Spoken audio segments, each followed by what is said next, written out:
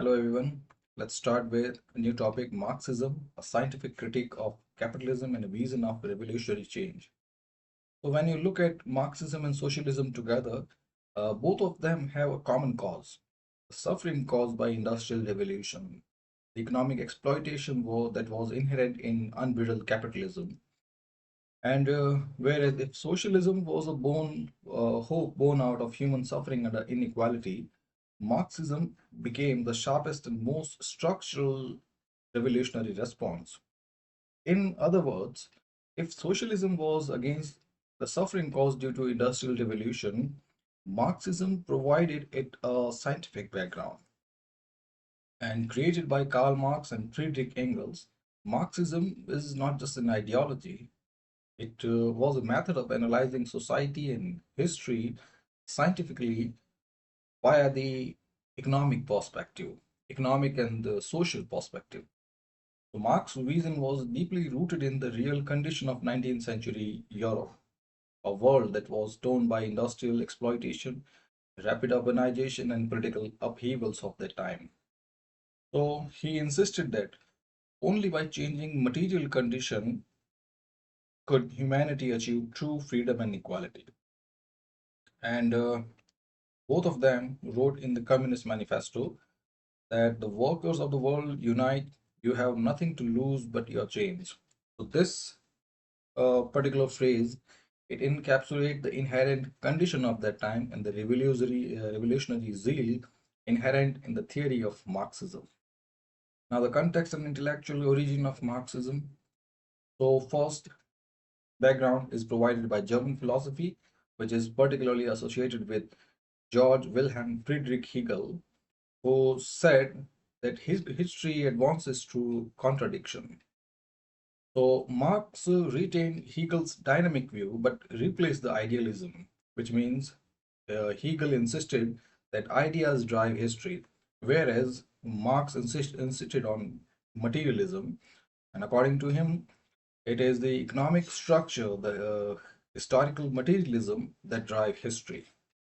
Now, the second background was provided by British political economy, whereas thinkers like Adam Smith and David Ricardo revealed how market function. But here, Marx took a thread out of them and pointed out the exploitation that was inherent and hidden in free trade. Now, the third platform was provided by French revolutionary politics. So here, the radical demands of French Revolution, based on the principles of liberty, equality, and fraternity, these ideas inspired Marx, and he assumed that human emancipation it must be total, political, social, and economic. So, in this historical setting, Marxism emerged as a scientific socialism, and it rejected utopianism and grounded itself in the material understanding of society. Materialist understanding means that the relations of society they they revolve around economic structures, economic things, in simple economic stuff, and we know it very well because if you are able to earn something, you will have something in your pocket. When you have something in your pocket, you can spend it. You this particular money, it will be used in emergency. This thing, it will be your property. It will provide you status. It will provide you a venue for social mobility. So all the all aspects of our life, they revolve around this economic scaffold. And Marx was right when he pointed out this materialist conception of society. Now, the key concepts of Marxism. The first concept is historical materialism, the scientific approach to history. So, at the center, Marx theory lies historical materialism. And this particular principle argues that material conditions, how people produce and reproduce their lives, they determine the structure and development of society. And I have already explained how all these aspects are interwoven around the material condition of society. The material condition, in short, it doesn't stand just for consumerist products. It stands for the economic structure, the economic relations. In short, it is about economy. And You, the students of political science, you know that trade is at the heart of everything. The international landscape, the global landscape, the Trump's erratic policies, the war that is going in Gaza, the the war between Russia and Ukraine, the skirmishes everywhere, the political push and pull that you keep seeing in various news analysis, all of them they depend on this central thing, trade.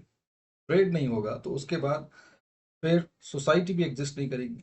Trade provides the basis on which people earn their survival. So economy, it is nothing but the survival.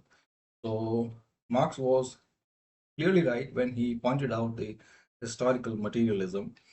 So again, his emphasis on material condition, that how people produce and reproduce, both of them they determine how society is going to progress. And the second principle, it said that society passed through definite stages.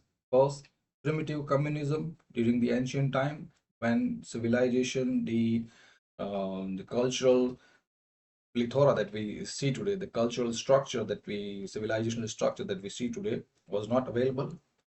Primitive communism, then slave society during medieval time, feudalism, slave society provided way for feudalism, and feudalism it provided another opportunity for capitalism to exploit people. Then, because of the inherent exploitation of capitalism, socialism arise, and socialism, even with its grand ideas, it fails on economic principle. And then the second failure of socialism is on political authoritarianism. So here, both of them are resolved by communism or Marxism. Now, Marx said each of these stages collapsed when internal contradiction like class conflict became unsustainable.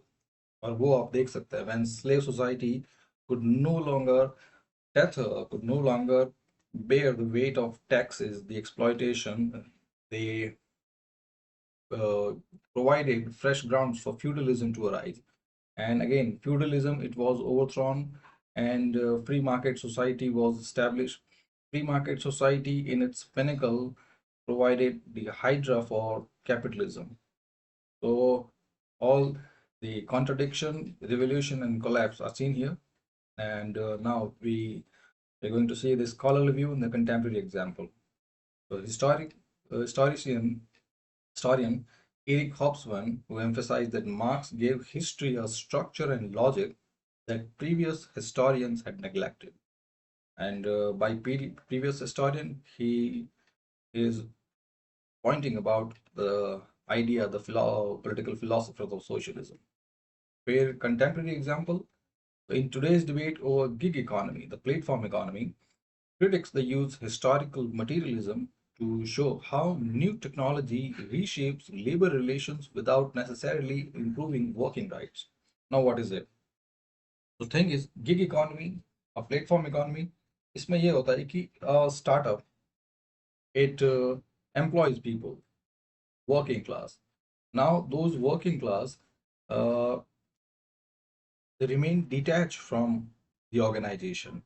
वो सिर्फ एक मिनाइल work के लिए, manual work के लिए, मिनाइल and manual work, उस work के लिए these people are employed on freelance basis. और उस बेसिस में when there is no longer any permanent attachment, तो उनको जो सोशल सिक्योरिटी है वो देने की ज़रूरत नहीं. सोशल सिक्योरिटी देने की ज़रूरत नहीं है तो फिर जो कंपनी का इनपुट कॉस्ट है वो कम हो जाता है. इनपुट कॉस्ट कम हुआ यानी उनके प्रॉफिट बढ़ जाते हैं. तो यहाँ पे historical materialism it pointed out the gig economy in this way. Now the second principle is about class struggle, the engine of history. By this principle, Marxism asserts that social classes, the working classes, the owner classes, they are in constant conflict. So under capitalism, there are two primary classes. First, bourgeois, which means the owners of capital, and the proletariat, the working class. And the ruling class, it maintains dominance not just through force, but by controlling ideology, by creating narrative that ensures that the rule seems natural and inevitable. The inequalities and hierarchy they seem justified. And इस narrative की हम बात Antonio Gramsci के perspective से भी करेंगे. Example, the rise of labor union during the 19th and 20th century, it was a direct expression of the working class who organized themselves against exploitation, and this provided better wages, working condition, and even political representation. और same thing जो है वो Indian independence movement के अंदर भी थी. Independence movement जब different labor strand they started affiliating with the socialist strand and the Congress itself. Now the third principle is about alienation. So alienation, it refers to profound sense of estrangement that workers feel in a capitalist society. So this estrangement or alienation, both of them means detachment or non-belongingness. So in other words, the third principle, it highlight this fact that the workers in capitalist society, they do not have any say, do not own the capital, they do not have any permanent attachment with the organization they work in. So that's why they do not feel belong. Ultimately, they are still there because to earn money. But this thing, अगर वो सिर्फ पैसे कमाने के लिए है, तो यहाँ पे जो ऑर्गेनाइजेशन है इसको टू लॉसेस हैं एंड इवन वर्कर्स को भी लॉसेस हैं. तो ऑर्गेनाइजेशन को लॉसेस ये हैं, the first, the efficiency is not there. Even if capitalism stands for efficiency, this efficiency is being brought by striking the wave, like जो जानवरों को जो चाबुक मारते हैं, जो एनिमल डिसिप्लिन है, उससे ये एफिशिएंसी आ रही है. अदरवाइज जो कैपिटलिज्म की बात करते हैं, जो एफिशिएंसी हम देख रहे हैं, it may be the highest efficiency that is present in these conditions. But ये सिर्फ एक रिलेटिव कंसेप्ट है. रिलेटिव एफिशिएंसी कह सकते हैं, relative highest efficiency, but it is not the supreme efficiency या it is not the best efficiency. क्योंकि लोग when they feel alienated from the work they're doing, so they seem they do not belong here. When non-belongingness is there, when detachment is there, they are not going to bring in their best. जो उनकी efficiency है, even if it is whipped down by animal discipline, लेकिन फिर भी this efficiency will be way below than their actual potential. So this alienation, it is another a concept that is rampant in capitalist economy. फिर workers की बात करते हैं तो उनका भी, वर्किंग क्लास जो है उनके भी दो issues हैं. First, they are not achieving their full potential, so sense of non-fulfillment is always there. Job satisfaction is not there. And second thing, the belongingness, the attachment, it should be there. Look, we live in a transitory world, तो ऐसे में तो किसी के साथ भी attachment नहीं है. But still, when we are alive, we attach with a lot of things, and which is, um, you can say, quite natural. We get attached with your loved ones, we get attached with your family, with our friends, with our things. So attachment will be there. And if working class, if they attaches themselves to the production, to entrepreneurship, to manufacturing, or any kind of economic activity, they are going to bring in their best. But उसके लिए उनको भी फिर जो real incentive है वो चाहिए, because is this attachment will only come with the real or deserving incentive. Then the sub principles, this alienation, it drags them to a state of separation from their products of their labors, because they do not own the product and they do not have any say in the production. क्योंकि जैसे मान लो you are a manager in any production company, the company that produces shirts. Now, if you are giving proper incentive, if you have any say in this partnership, even if it is around 0.02%, but still this percentile, this partnership, it provides you a sense of belonging. But in today's capitalist manufacturing scenario, यहाँ पे वो attachment नहीं है मिलता working class को. And even if the product that is designed by them, that is built by them, it is only a half-hearted affair where they lose control over the process of production, because again the half-hearted affair, they know that they are only working for a monthly salary, and ultimately product accept ho reject ho, product अच्छा achieve करे, they do not have any control over it. Then they become strange from their own human potential which they want to achieve, and it is in the achievement of self-fulfillment, or our highest potential, that therein lies our true purpose, if you see that way. And they also become alienated from other people, because to earn a good share of money they need to work a lot, they need to juggle up a lot. जैसे आप देख सकते हैं today corporate में जो salary है उसके अलावा एक्स्ट्रा अगर आपको you need the economic mobility, the corporate mobility, and then you know कि आपको क्या क्या करना पड़ता है उसके लिए. तो फिर we get alienated from our own social circle, our own family, which leads to a fractured society. A modern example, in the tech industry, a coder designed an addictive algorithm for social media company.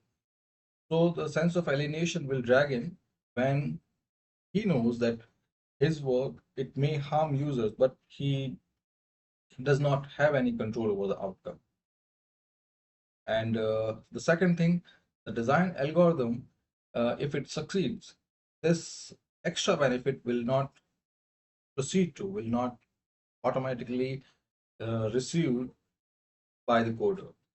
So incentive वो वहाँ पे available नहीं है. Now the fourth principle, surplus value and exploitation, that is the core of capitalist profit. So according to Marx, workers are paid less than the value they produce. And the difference, the surplus value, it becomes the capitalist profit. So वो तो होता ही है. In corporate industry, people usually toil for 12 hours. And according to minimum wage or human potential, they should earn a good share. But उनको 12 hours की जगह ultimately 6 to 7 hours का ही मिलता है. तो यहाँ पे जो डिफरेंस है, जो सरप्लस वैल्यू है, it is being incorporated by the capitalist.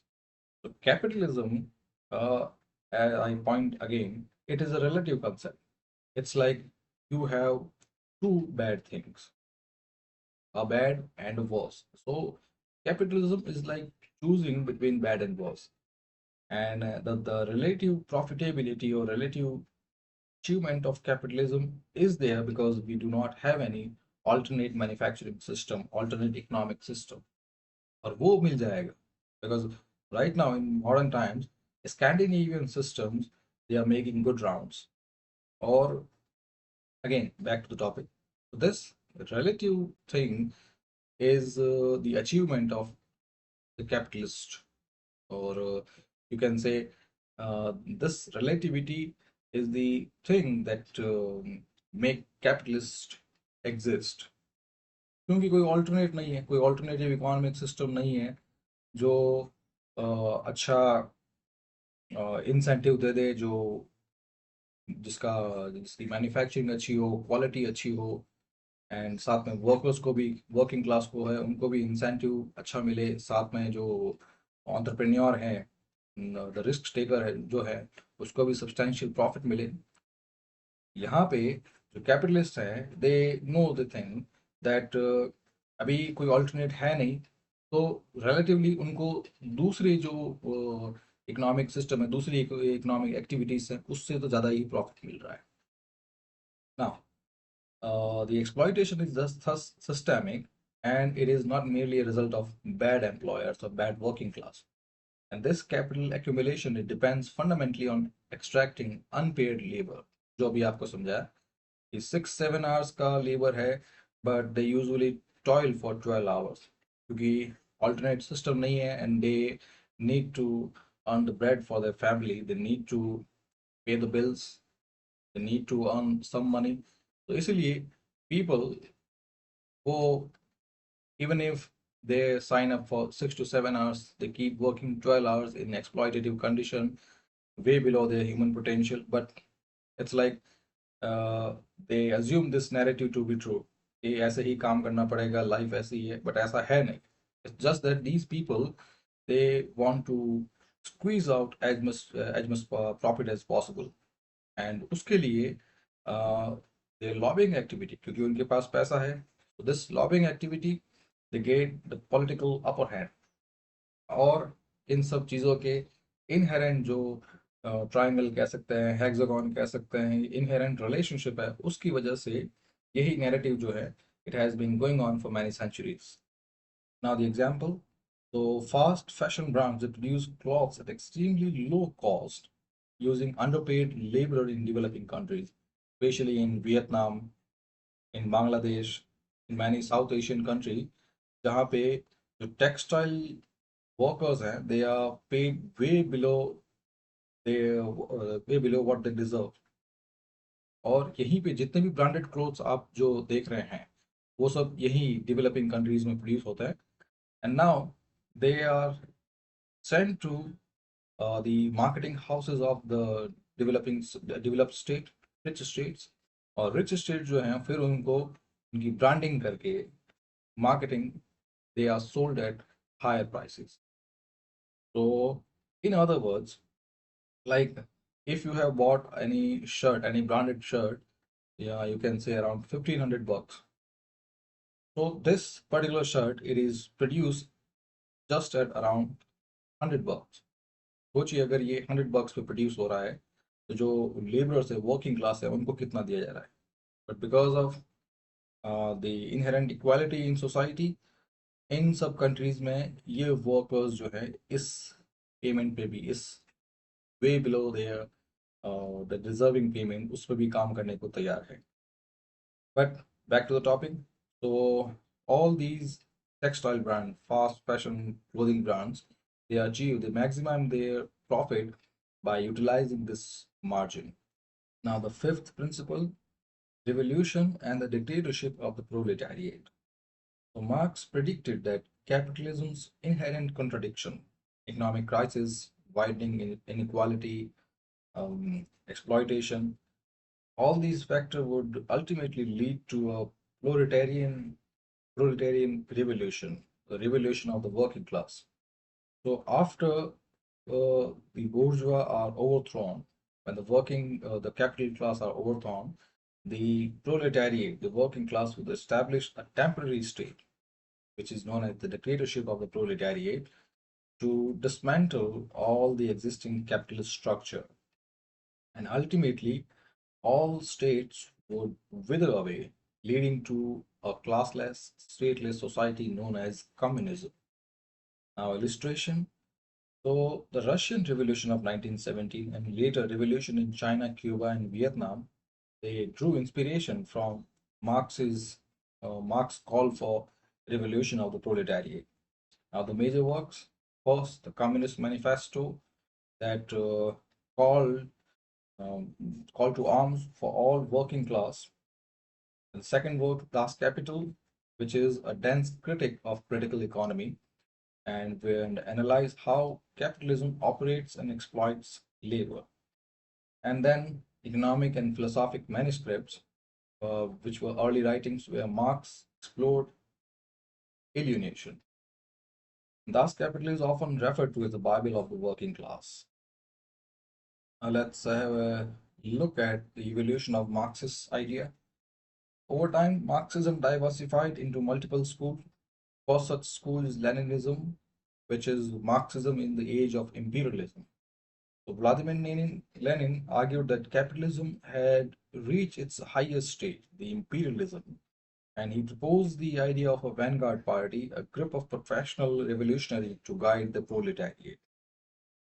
So his work, Imperialism, the highest stage of capitalism, it explores how Western power exploit colony to sustain capitalism. Now, uh, these three things, colonialism, imperialism, and capitalism, all all of them are interconnected, and all of them they have the same motive, profit, and profit is about economic activity. And in economic activity, which earlier was related to the incentive, reward, people work hard, people push themselves if there are some incentive, some reward. But what if the same reward leads to the accumulation or the creation of greed? So there is only thin line difference between reward and greed. The reward, inam, yeah, incentive, it pushes you to test your boundaries. But greed, यहाँ पे greed यानी आपको वही reward जो है without pushing your boundary. You need that reward without pushing your boundary. So यहाँ पे a vice is created known as greed.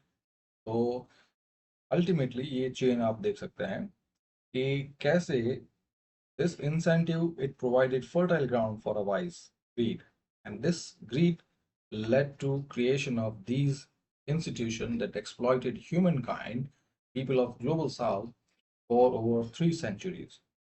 So colonialism आप समझ सकते हैं that any country which is situated in a place A, it has a colony in another country, another geography known as B. और यहाँ पे this country A, it exploits the labor and raw material of this country and here export the raw material to its geography, manufacture a product, and again sell the same manufactured product to the members of the colony. So this is the whole working cycle of a colonialism. फिर imperialism अब ये है कि when you went on with this economic motive for profit generation and when you found that the people of the geography B they are not utilizing the raw material that are available there, so you came up with the idea क्या ना मैं ये सब अपने इधर लेके इधर से अपना प्रोडक्ट बना के वापस इन्हीं को बेच दूं so the difference would be my profit because here this is a scientific thing, a value addition. Like cotton, कहीं B की geography में cotton है and people are wearing only simple clothes. People are not that fashion savvy. But what if I provide them with alternate products or जो they cannot refuse? So ऐसे में I need to work hard. I need to design a system. I need to industrialize technologically and then to surplus जो profit होगा वो मेरा होगा. But उसके लिए मुझे वैल्यू एडिशन करना पड़ेगा which is a good thing which is a matter of work, matter of hard work, matter of labour. But अब जब प्रॉफिट आने लग गया आपके पास देन हियर उसी रिवॉर्ड से they came another vice via backdoor entry. Greed came in और greed के अकॉर्डिंग अब बी अगर मेरे पास बी की ज्योग्राफी बी के रिसोर्सेज मेरे पास है why not why can't I have C and D as well? So you colonize these two geographies as well. So right now you have three geographies in your control. So your profit multiplied by 3 times. But then because of greed, you are not satisfied with what you are getting. You want that profit to go 10 times, to multiply by tenfold. You want the profit to be 30 times. So as उसके लिए you started exploiting the people. फिर जो other the competitors हैं when they saw you like some D, another country from global north, another rich and technologically advanced country, when it saw that A is reaping the benefit without doing anything, so why can't I have those colonies for myself? So D और A के बीच में there starts a friction, starts a war. और उस war को sustain करने के लिए again we exploit these three colonies further, and these are what imperialism are. You have seen all these three things, these three philosophies or ideologies playing in tandem. Was the value addition, it was related to colonialism, to making colonies. But when the expecting the prospective greed sat on the head of colonialists, then they started exploiting the people of colonies, started exploiting them way more than what they can squeeze from them. फिर यहाँ पे capitalism की बात करते हैं. So capitalism in its raw form, it's just about value addition, and it's in its true form, capitalism is about owning of capital to make the capital good, value addition, technological upgradation, progress. So capitalism is a scientific progress if you look at its raw form. But same, the तीनों colonialism, imperialism and capitalism तीनों शुरू में ठीक थे in their raw forms. But जब जो profit expectations बढ़ जाती है, profit expectations mean greed. जब greed बढ़ जाती है, so right now they need the same profit or multiple manifold profit with the same amount. So उसके लिए फिर वो जो है they stoop very low and resort to many inhuman tactics. Now the second, Stalinism, who advocated centralized planning and authoritarianism. So in the ideas of Joseph Stalin, Marxism involved centralized control over the economy via five-year plans, suppression of political dissent, and establishment of a personal dictatorship. So while Stalinism is credited with rapid industrialization, it is also criticized for betraying Marx's ideals of democracy and freedom. Then, third branch, Trotskyism, is the theory of permanent revolution. So Leon Trotsky criticized Stalin's socialism in one country and even advocated for continuous global revolution until worldwide socialism was achieved. Then the idea of Gramscian Marxism via cultural hegemony. So Antonio Gramsci, he shifted Marxism towards the study of culture and ideology, and he argued that the ruling class maintains control not only economically but also by shaping cultural norms and beliefs.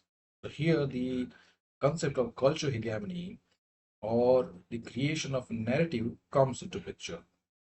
So according to Gramsci, the ruling class, it creates a narrative, a kind of a visual film of fabricated truth, where by which the people, they are made to live in an alternate world. उनको कुछ एक truth दिखाया जाता है, एक alternate truth दिखाया जाता है, a narrative दिखाया जाता है, and they are made to believe it. And this alternative truth is about the hierarchy that are inherent in this world, the economic inequality that are inherent in this world, when people are made to believe in a certain kind of cultural goodness, cultural and material goodness. So here, this narrative is being created culturally by shaping cultural norms and beliefs. And this shape, it is done by educational institution, media, uh, you can say political narrative, and books, web, information. So all such sources by which people are connected, social media हो सकता है, digital media, print media, TV हो सकता है, books हो सकता है, art forms हो गई, educational and cultural institution है, religious institution है. All such institutions, they are manipulated to create this fabricated truth in which people find themselves caught in. और फिर उनके पास फिर एक cultural goodness का एक model आ जाता है in which they need to fit in. So this was the idea of Gramscian Marxism, and इसके लिए example, the portrayal of consumerism as an inspirational in movie and advertisement, both of them, they can be seen through a Gramscian lens. So consumerism means uh, an idea or narrative that promotes consumption of commodities, promote consumption of everything, consumption of fast food, consumption of car, consumption of material, and consumption of cigarettes, consumption of alcohol, pornography, sex. So all these ideas are nothing but they are a narrative of consumerism created by people who are producing this thing. Wow, the owner, the capitals, you can say the people, the ruling class, they are creating such narratives. They are portraying consumerism as cool. So if you smoke cigarette, you will be cool. If you if you have good personality, if you have a car, you are going to get amazing success. Then if you have good clothes, then you will be respected in society. If you have good car, then people would uh, put you in the highest place. So this consumerism is again a portrayal of the creation of such a narrative. And फिर advertisement वो तो आप जानते ही हैं. Advertisement are nothing but they are uh, aspirational nudges. Nudges means to push someone lightly, to guide someone towards a desired objective. तो यहाँ पे people are nudged towards the purchase of commodities, क्योंकि उन purchase पे ही सब कुछ depend करता है. जितने भी rich people है, जितने भी entrepreneurs है, the capitalist है, all of them, they will sustain only if people buy their products. So again, उनको nudge करने के लिए, to make them buy the things, such narratives are required. Then let's proceed on to Frankfurt School and critical theory. So Adorno, Marcuse, and Horkheimer, all of them combined Marxism with sociology and psychology by criticizing mass media, commodification of culture, and passive acceptance of capitalist ideology. And they walk the same line. बस ये है कि difference. The ideas they have been given, you can say, cultural look by Gramsci, whereas these philosophers of Frankfurt School, they provided them psychological and sociological basis. Now the work One Dimensional Man by Herbert Marcuse analyze how advanced industrial societies suppress critical thought. And you can see, I see a lot of time, many people are studying via reels and shorts. ऐसे कौन पढ़ता है? Reels and shorts से you can understand things. They may be helpful, especially when you have you are free and you want to utilize your time in a better way. But if you rely so much on reels and shorts, if you engage yourself in social media, then your ability to think critically, or you can say all such human abilities that your brain possess, all of them, they will be gone away before you even know about them.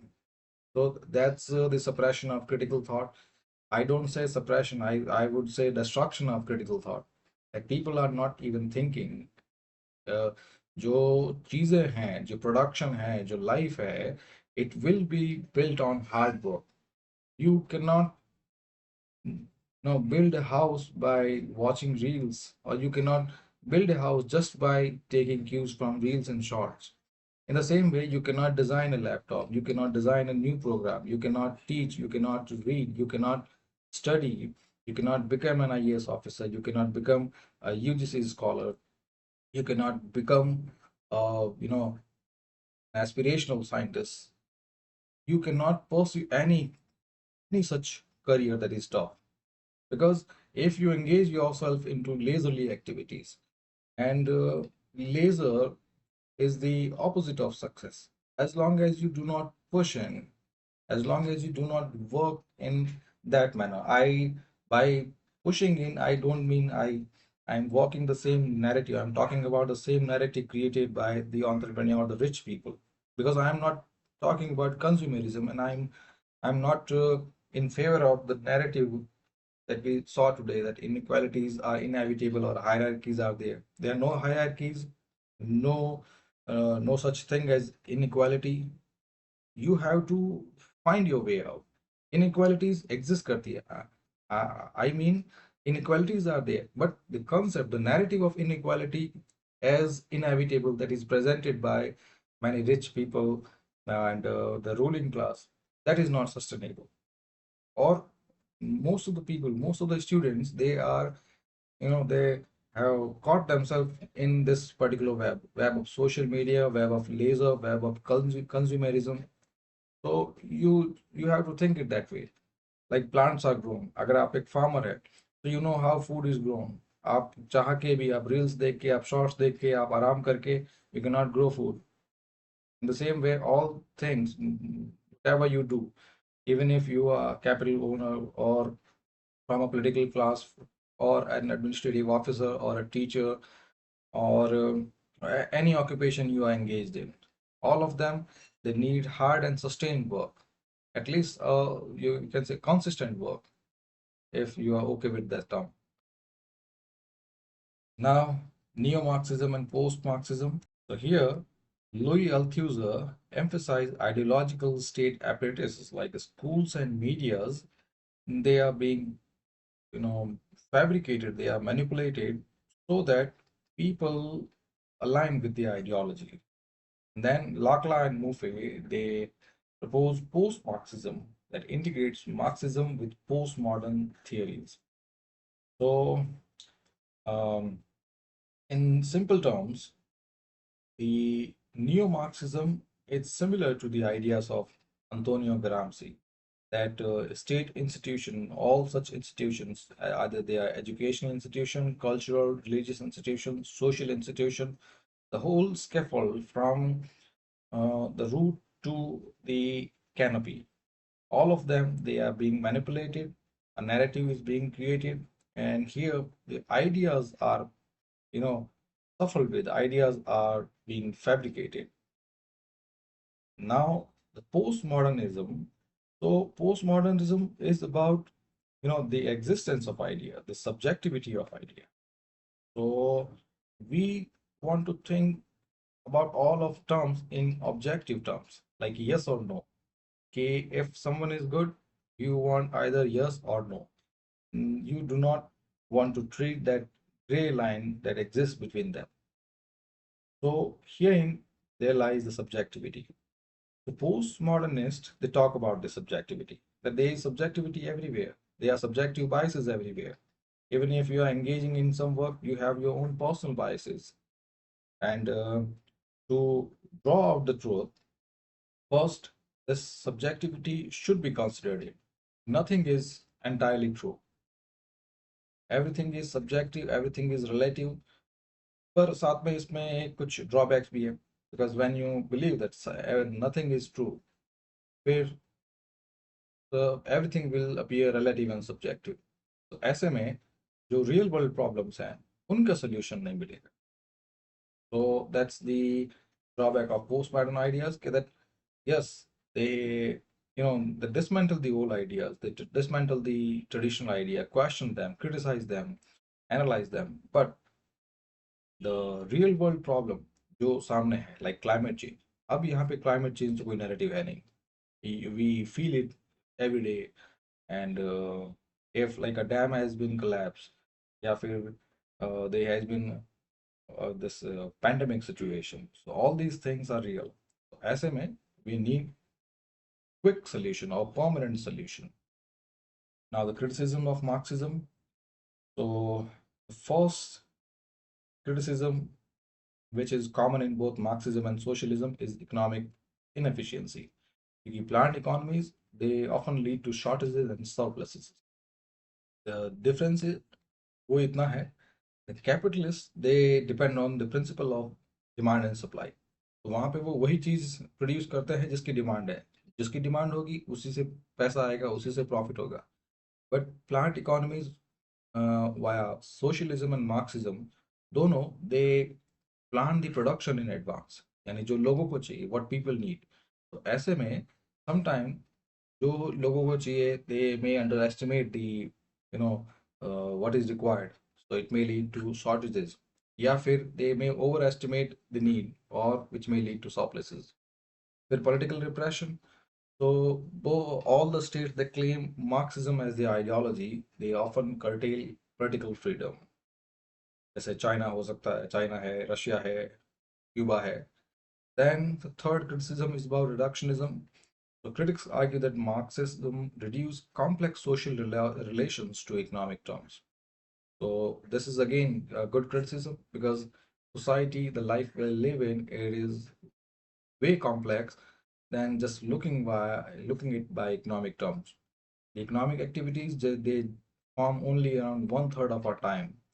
बाकी जो to third time है it is spent on a lot of varied activity और उनके जो factors हैं, consequences हैं, reasoning है, decisions हैं, वो a whole different universe of complexity. The next criticism is determinism. So historical inevitability, which is predicted by Marx, did not occur universally, which means the Marx predicted that people would rise up in Marx because of inherent contradiction in the economic system.